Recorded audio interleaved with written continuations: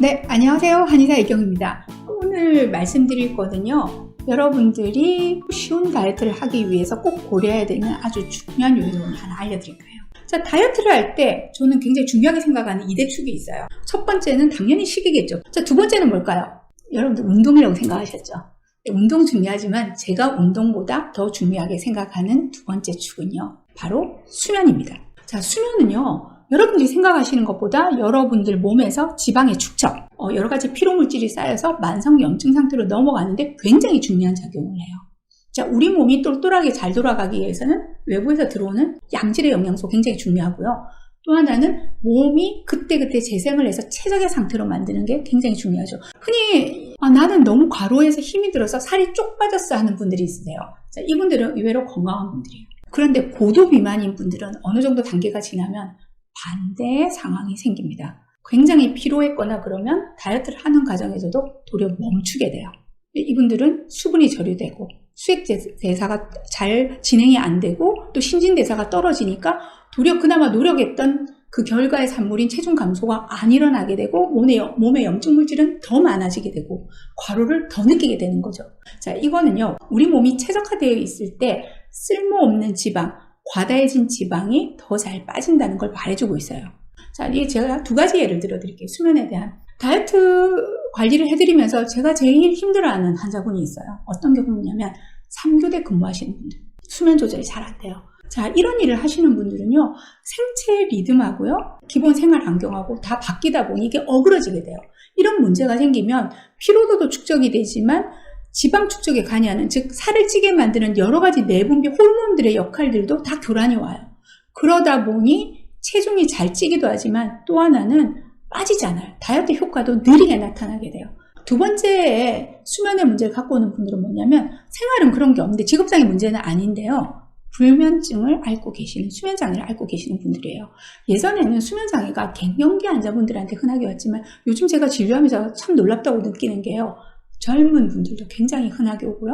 이런 분들의 경우 수면이 좋지 못하게 되면 다이어트를 하는데도 굉장히 힘들어져요. 몸이 정상화가 안 되다 보니까 계속 피로가 축적이 되고 그러면 몸에서 호르몬에서도 당분이 계속 땡기게 되죠. 당분이 땡기고 그런 것들에 대한 스트레스 가중치 때문에 또 그걸 쉽게 허용하는 문제들이 발생을 하게 됩니다. 자, 지금까지는 여러분들의 수면이 얼마나 여러분들 다이어트에 영향을 미치느냐에 대해서 했는데요. 그럼 반대로 수면을 잘 관리한다면 자면서도 살이 빠질 수 있다는 거죠. 전 이걸 수면 다이어트라고 말해요. 자, 먹는 것과 수면의 관리가 2대 축이라고 말씀드렸으면 지금 이 시간부터 간단하게 수면 다이어트에 대해서 얘기를 해드릴게요. 제일 먼저 내가 만약에 교대 근무를 해서 밤에 일해야 된다고 하면 그때는 있는 시간에서 일정하게 아침과 점심 두 끼를 짠다라든가 해서 그 시간에 계속 일정 양을 먹어주는 습관을 하시는 방법밖에 없어요. 근데 오늘 제가 포인트를 가지고 말씀드릴 건요. 바로 수면장애를 앓고 있는 분들이에요. 여러분 다이어트를 하실 때는 밤 시간을 최대한 짧게 가지시는 게 좋고요. 낮 시간을 늘리시는 게 좋아요. 낮 시간에는 지방을 연소시키는 시간대이기 때문에 이걸 물리적으로 많이 가지게 되면 여러분들이 유리할 수밖에 없거든요. 근데 대부분 무슨 얘기를 하냐면요. 선생님 저는 아침에 일찍 일어나고 싶어도 밤에 못 자니 아침에 못 일어나고 그러다 보니 아침 식사는 뭐 말할 것도 없고 밤에 또 잠이 안 오기 때문에 늦게까지 야식을 먹게 되고 이 쳇바퀴를 계속 돌아요. 먼저 뭘 하셔야 되냐면요. 여러분들은 수면장애를 앓고 있기 때문에 밤에 일찍 자는 건 마음대로 조절할 수가 없어요. 수면제를 안 먹는 한은 잠이 오지 않아요. 그런데 일어나는 시간은 의지로 조절할 수 있어요. 먼저 세팅해야 되는 건 일어나는 시간이라는 거죠. 하루 이틀, 3, 4일은 힘들다고 생각하시고요. 무조건 일어나는 시간을 일정하게 유지하시는 게 좋아요. 일어나서 활동량을 그대로 절대 낮잠을 주무시지 않고 기본적인 식사 시간을 지키면서 계속 몸을 움직이시는 게 좋아요. 그런 상황에서 제일 또 도움되는 거는 저녁에 가벼운 반신욕이라든가 족욕을 한번 병행해 보시고 또 햇볕이 있을 때 나가서 걷기 운동과 같이 땀을 내주는 운동을 하세요. 그 과정을 계속 반복하다 보면 처음에는 죽을 것 같다고 얘기하시지만 죽지 않아요.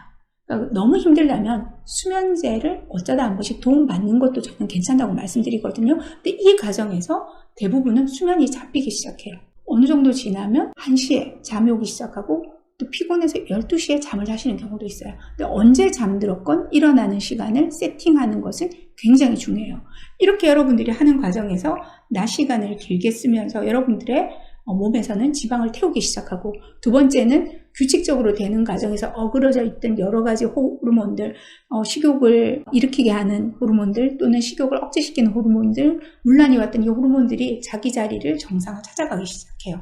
그리고 세포들은 재생을 효과적으로 하면서 이 조직들에서 대사가 더 활발해지기 시작하는 거죠.